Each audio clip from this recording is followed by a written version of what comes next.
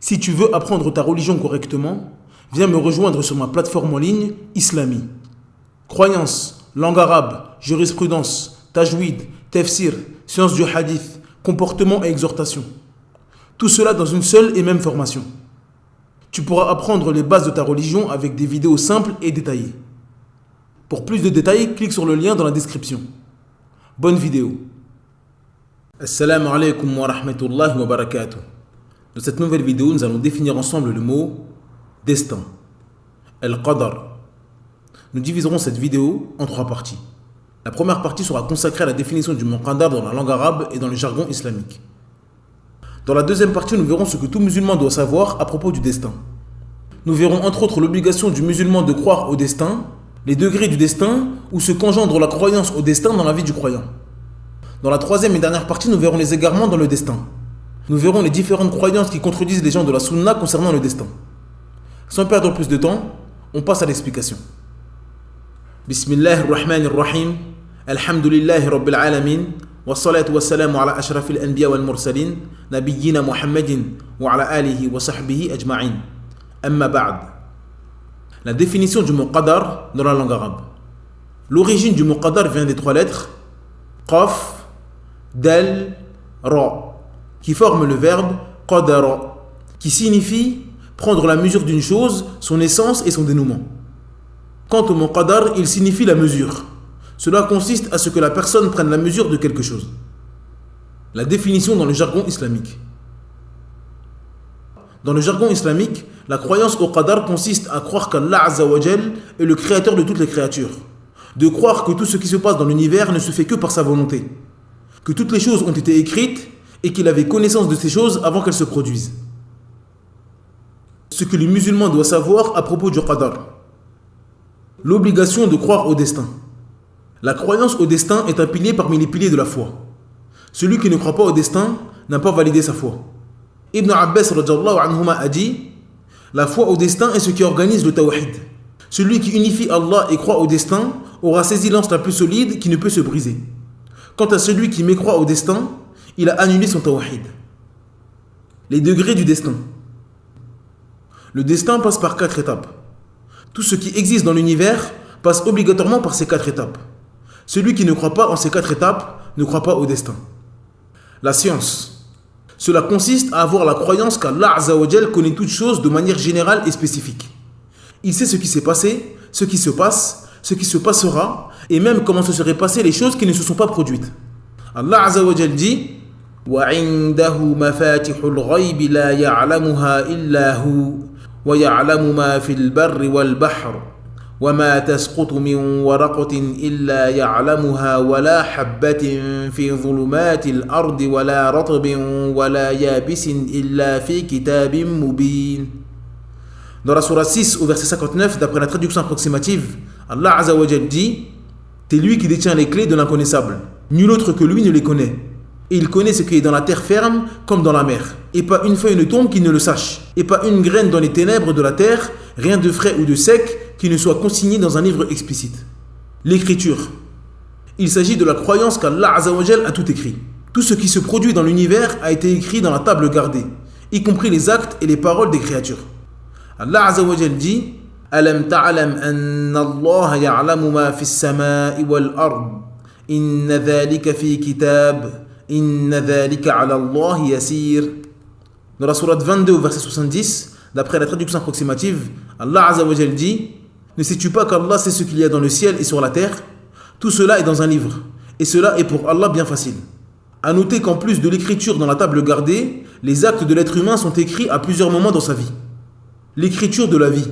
Cette écriture intervient lorsque l'être humain est dans le ventre de sa mère. Un ange vient pour lui insuffler son âme, écrire sa subsistance qu'il aura au cours de sa vie, quand il va mourir, ses œuvres et s'il fera partie des bienheureux ou des malheureux. L'écriture annuelle. Elle intervient durant la nuit du destin. On y écrit tout ce qui se passera pour la personne au cours de l'année. L'écriture quotidienne. On inscrit chaque jour ce qui sera attribué à l'être humain en matière de subsistance et d'œuvre.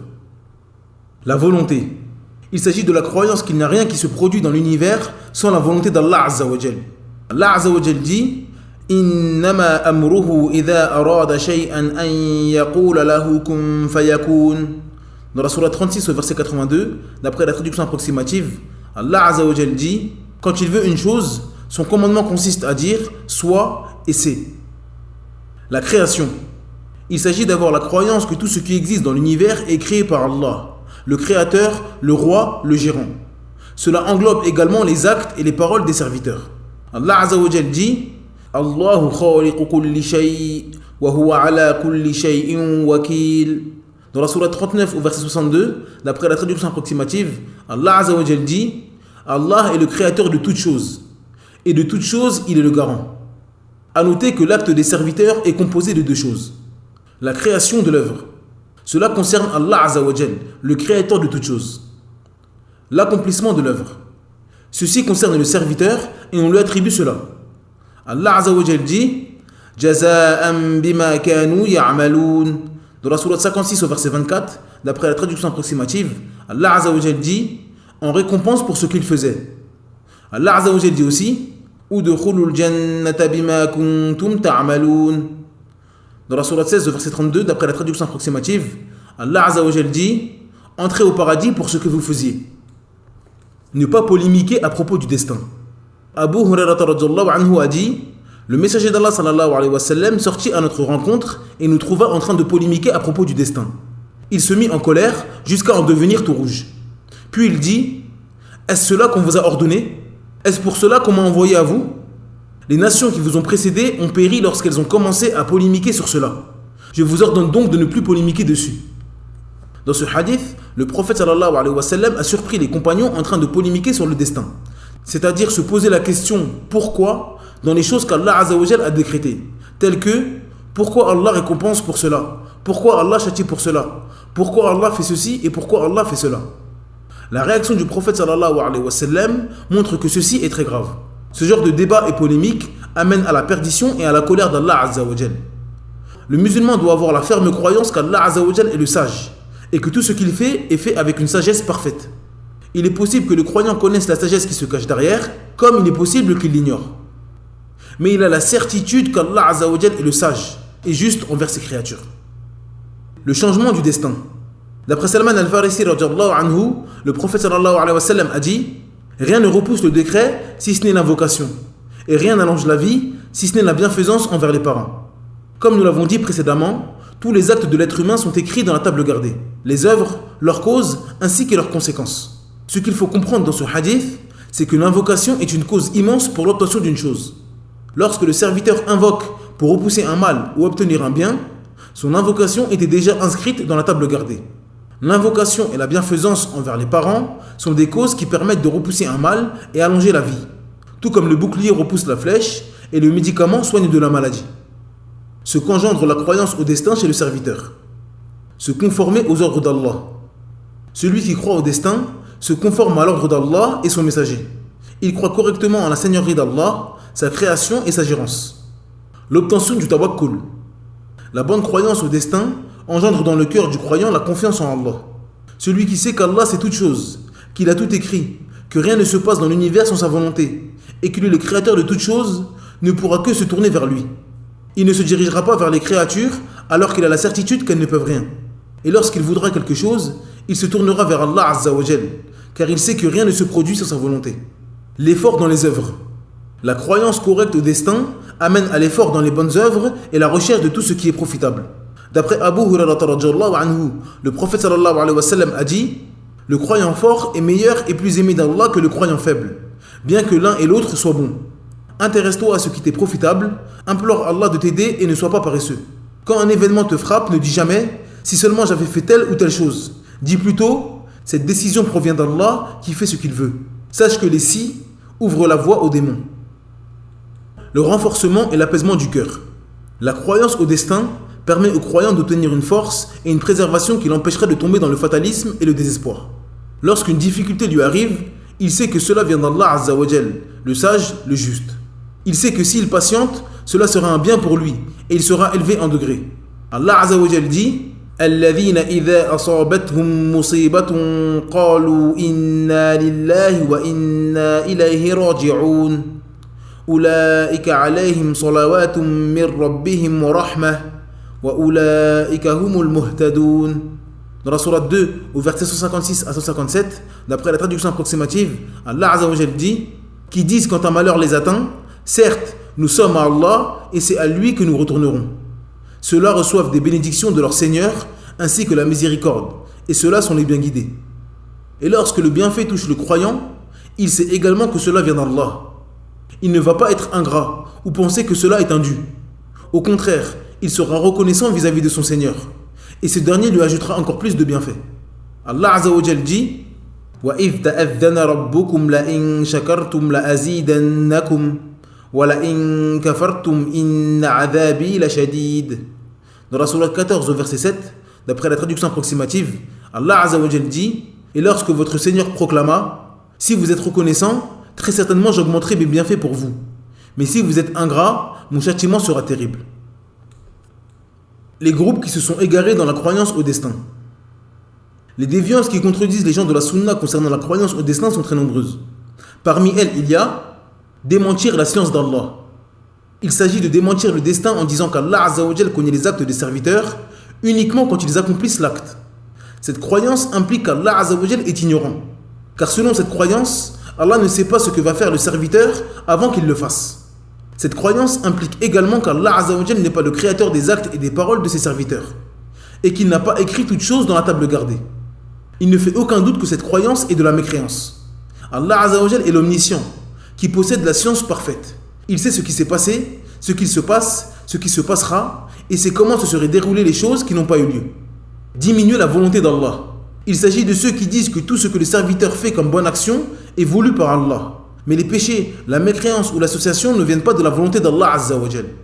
Comme nous l'avons dit précédemment, rien ne se produit dans l'univers sans la volonté d'Allah. Prétendre qu'une chose se produit sans la volonté d'Allah revient à dire que la volonté d'une créature a surpassé la volonté d'Allah Azza wa Jal. La croyance des gens de la sunna est que rien ne se produit dans l'univers comme phénomène, parole ou acte sans la volonté d'Allah Azza wa Jal. Une vidéo consacrée à la volonté d'Allah Azza wa Jal sera très bientôt disponible, car il s'agit d'un sujet que beaucoup de musulmans ne maîtrisent pas correctement. Pour ne pas manquer cette vidéo, je vous invite à vous abonner à la chaîne et à activer la cloche de notification. Renier la volonté de l'être humain. Cela consiste à renier la volonté de l'être humain dans toute chose. Selon cette croyance, c'est Allah Azza wa Jal qui fait tout, et l'être humain n'a aucun libre arbitre. Les textes montrent clairement que l'être humain a un libre arbitre et qu'il a le choix de faire le bien ou le mal. Mais la volonté de l'être humain est sous la volonté d'Allah Azza wa Jal. C'est-à-dire que l'homme a le choix de faire le bien ou le mal, mais pour que l'acte se réalise, il doit forcément être voulu et créé par Allah Azza wa Jal. Allah Azza wa Jal dit لِمَنْ شَاءَ مِنْكُمْ أَنْ يَسْتَقِيمَ وَمَا تَشَاءُونَ إِلَّا أَنْ يَشَاءَ اللَّهُ رَبُّ الْعَالَمِينَ. Dans la sourate 80, du verset 28 à 29, d'après la traduction approximative, Allah Azza wa Jal dit Pour celui d'entre vous qui veut suivre le chemin droit. Mais vous ne pouvez vouloir que si Allah veut, lui, le Seigneur de l'univers. Cette croyance erronée sous-entend qu'Allah Azza wa Jal est injuste.